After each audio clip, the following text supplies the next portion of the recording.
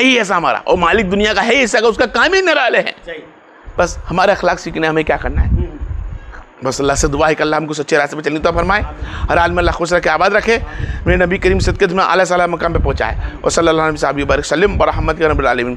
खैर चंद चीज़ें सरे के मुताबिक उसको भी आप लोग को समझनी है कि अल्लाह के नबी जान रहमत सल्लल्लाहु अलैहि वसल्लम ने इरशाद फरमाया, कुरान भी इरशाद फरमाता है वज़ू, गुसल, पाकी और साफ़ी के बारे में। क्या के बारे में? आज कई लोग ऐसा हमारे भाई है जिनको वजू करने के सही तरीके नहीं मालूम। क्या नहीं मालूम? भाई 3 मरतबा आपको पोछा तक धोना है, 3 मरतबा कुल्ली करनी है, 3 मरतबा नाक पे पानी चलाना है, 3 मरतबा पूरा मुंह धोना है, 3 मरतबा हाथ धोने कोनी तक, फिर मसा करना है, फिर पैर धोने हैं। अच्छा, इसमें 3-3 मरतबा अगर एक मरतबा कर लिया ना तो हो जाएगा। क्या? क्यों? 1 मरतबा करना फर्ज है और 3 मरतबा करना सुन्नत है। तो सुन्नत टूट सकती है, फर्ज हो गया तुम्हारा, लेकिन बहरहाल 3 मेरी करना जरूरी है। तो वजू टूटता कब है? अमुक का मसला है, वजू कब टूटता है? वजू उस वक्त टूटता है, पहली बात तो वजू तंबाकू खाने से नहीं टूटता, सिगरेट पीने से वजू नहीं टूटता, कोई भी खाना खाने से वजू नहीं टूटता, यहाँ तक कि गाली बोलने से वजू नहीं टूटता। कम लोग को मालूम है। क्या करने से?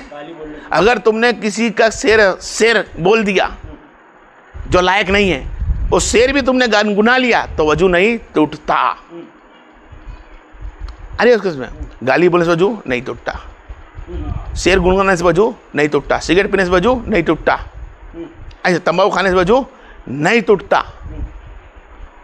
यहां तक कि आप इस तरह बैठा हूं मैं, इस तरह बैठे बैठे सो भी गई ना तो वजू नहीं टूटता। वजू कब टूटता है? अगर सोते हुए तुमने किसी चीज का टेका ले लिया, टेका लेके आप सो गए तो वजू टूट सकता है। अब ऐसे, और वजू सिर्फ और सोने से क्यों बताया? मस्जिद के अंदर भी तुम सो जाओ और वजू करो वापिस क्यों बताया? इसलिए बताया कि इंसान जब सोता है तो उसके पेट के हिस्से में एक बाजू हवा होती है, उस हवा के हिसाब से उसका वजू टूट सकता है। अब जब तक तुमने हवा से काम तुम्हारा टूटा नहीं, वजू पेशाब से या पाखाने से वजू नहीं है, जब तक तुम गिरो तक वो तुम्हारा वजू रहेगा। तंबाकू से वजू नहीं टूटता। अब आगे सोचें, यहाँ तक कि जो इंसान रात के वक्त वजू कर सोया और सादत कलमा पढ़ा और उस दौर में वो रात भर में मर गया,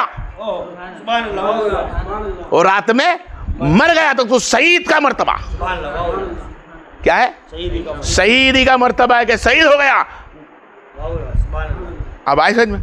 ये वजू का, और वजू करने की ऐसी रहमत है, जब इंसान वजू करता है तमाम गुनों से अल्लाह माफ कर देता है, तमाम गुनों से अल्लाह माफ करता है, वाहिद कबीरा छोड़कर तमाम सगीरे गुना, छोटे बड़े गुना माफ करता है। कबीरा गुना उसके सामने वजू करने के बाद गिड़गिड़ाने से। और हमेशा कोशिश करो कि वजू करने के बाद अशहदु अल्ला इलाहा इल्लल्लाह व अशहदु अन्ना मुहम्मदन अब्दुहु व रसूलुहु सल्लल्लाहु अलैहि वसल्लम, ये चीज़ पढ़ लिया करो, अल्लाह सबसे ज़्यादा राजी होता है और तमाम गुनों को माफ़ कर देता है सल्लल्लाहु अलैहि वसल्लम। फिर एक चीज़ तुमको बता दूंगा कि मस्जिद में कितनी ज़ोर से आवाज़ करनी चाहिए और कितनी ज़ोर से तिलावत है। ये मसला हमारे में बहुत चल रहा है। कुरान की तिलावत चाहे वो घर में हो चाहे वो मस्जिद में हो, नफिल नमाज सुन्नत नफाल चाहे घर में हो चाहे मस्जिद में हो, चाहे वो औरत में पढ़े या कोई आदमी पढ़े, ऐसी नमाज पढ़नी है कि उसकी गोया आवाज़ उसके कान तक जाए। नमाज सही है। और हम लोग नमाज कैसी पढ़ते हैं? हाथ बांध दिया, मन में हो ढल रहा है और दिल में से बोल रहा है ना, ये नमाज नहीं चलेगी। क्या होगी? नहीं गिनाएगी जब तक तेरी आवाज तुझको कानों तक ना जाए। यहां तक कि अत्तहियात भी, अत्तहियात में भी इतना ही पढ़ना है, यहां तक कि सलाम ना फेर ले। हम लोग क्या करते हैं? नमाज बांध के मनी में पढ़ रहे हैं। मनी की नमाज को मना फरमाया मन में, दिल में, और हर होठे से पढ़ते हैं। तुम खाली होठ रहे और दिल में हुआ, समझ में नहीं आया। तुम जितनी बुलंद आवाज से नमाज पढ़ोगे अपने कानों तक आवाज से, तुम्हारी नमाज एक एक आंकड़ा से ही निकलेगा, जबान घूमेगी तुम्हारी। कहाँ ऐन लगता है, कहाँ दाल लगती है, कहाँ जौल लगती है, वो सब फिरेगी। तो नमाज मुकम्मल सही तरह से होगी। जिस तरह नमाज के अंदर तुम्हारी कानों तक आवाज जाए, इसी तरह तुम नमाज कबूल है और अल्लाह को यही पसंद है और अल्लाह के रसूल ने यही फरमाया, सुन्नत का करार है। मन में पढ़ने की या होठ में खाली हिलाने की हुक्म नहीं, आवाज आनी चाहिए। इसी तरह कुरान का हुक्म है। मैं कई फिर बोल चुका हूँ। आज के पोजिशन में मेरे यहाँ भी अपने आके बैठती है कुछ बहन बेटियाँ कुरान लेके या तख्ती लेकर, जो भी कुरान की, उनका नाम कुरान नहीं गिनाएगा। होठों से पढ़ते उनका गिनाज नहीं गिनाएगा, मन में पढ़ते उनका कुरान नहीं गिनाएगा, चाहे वो टॉप की औरत क्यों ना हो। आगे बोलने की जरूरत नहीं, किसी की औरत हो, किसी की बहन बेटी हो, को बोलने की जरूरत नहीं। मेरे कुरान जब तक इस तरह पढ़ा जाए जिस तरह तुमने पढ़ता हो, तुम्हारी आवाज अपने कानों तक आवाज आती हो। यही हुक्म मस्जिद में है, यही हुक्म घर में है कि तुम कुरान शरीफ की तिलावत करो तो तुम्हारी आवाज तुम्हारे कानों तक आनी चाहिए। और अगर सब बंदे तुम्हारे पास आकर बैठ गए कि भाई आप कुरान की तकरीर करें, वो अच्छी पढ़ते हो, या कुरान की तिलावत करें, वो अच्छी पढ़ते हो, 5 जने बैठे उनकी तिलावत या कुरान सुनने बैठे हैं, तो उसका जो हम लोग सुनने ही बैठे हैं, तो फिर उसका बंदे का फर्ज बनता है कोई इतनी जम से पढ़ेगा, हम सबको सुनाई दे। बराबर। अब जब मस्जिद में कोई तो होता नहीं है, 3-4 बंदे होते हैं, 3-4 बंदे होने के खातिर हजारों को माइक के लेके बढ़िया रहा, हजारों को माइक में सुना रहे। भाई मस्जिद में 3-4 बैठे हैं तो 3-4 तक बात पहुंचाना, बाहर सुनाने की जरूरत क्या। घरों में मुसलमान की कौम रह रही है, यहाँ पे सोसाइटी मुसलमान की, उनको पता नहीं कुरान कैसा पढ़ना है, कब पढ़ना है। ये माइकों को लेके बैठने से खाली दिखावत कर दिया मौलवी का, सुन्नत सब तोड़ दी गई है। यहाँ तक के इमाम को या कोई भी आलिम उलमा हो, इतनी बुलंद आवाज पढ़ने की हुक्म ही नहीं है। नफिल नमाज हम पढ़ते हो या सुन्नत हम नमाज पढ़ते हो, नफिल सुन्नत पढ़ते हो, कोई बंदा कुरान की तिलावत करता हो तो हुक्म नहीं है। आप उठा के देखे इसको, हुक्म नहीं है कि तुम कुरान की तिलावत जम से करो। जब कुरान की तिलावत को अल्लाह के रसूल सल्लल्लाहु अलैहि वसल्लम ने मना फरमा दिया कि इतनी जम से पढ़ो कि तुम्हें आवाज आए, किसी और को तकलीफ ना हो, वो नफिल पढ़ता हो या सुन्नत पढ़ता हो या माशरे के अंदर कुछ काम काज करता हो, तो उसे पता है कि कुरान की तिलावत सुनूंगा तो मुझको वाजिबात है सुनना, सही। लेकिन वो काम में पढ़ा है तो सुन नहीं पाता। तुमको हुक्म है कि तुम इतनी जम से पढ़ोगे तुम्हारे तक आवाज आए, बस यही हुक्म है।